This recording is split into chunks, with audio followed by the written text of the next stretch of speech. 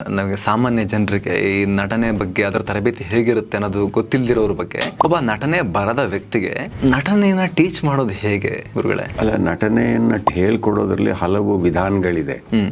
ಬಹಳ ಪ್ರಖ್ಯಾತ ವಿಧಾನಗಳೆಲ್ಲ ಇದೆ. ನಾನೇನ್ ಹೇಳ್ತೀನಿ ಅಂದ್ರೆ, ನೋಡಿಯಪ್ಪ, ಒಂದ್ ಅರ್ಥದಲ್ಲಿ ಎಲ್ಲರೂ ನಟರೇನೆ.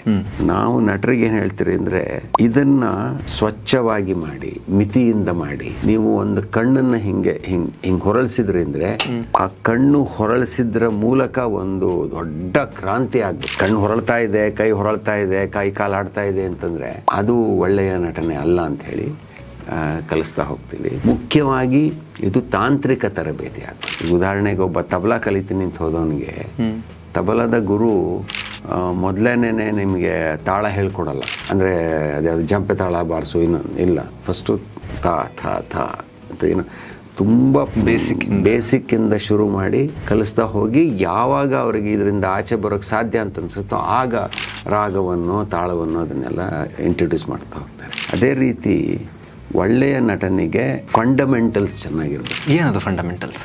ಫಂಡಮೆಂಟಲ್ಸ್ ಅಂದರೆ ಈಗ speech training, voice training, breathing training, ಆಮೇಲೆ gesture training, posture training. Full ವಿಡಿಯೋಗಾಗಿ ರಿಲೇಟೆಡ್ ಲಿಂಕ್ ಕ್ಲಿಕ್ ಮಾಡಿ.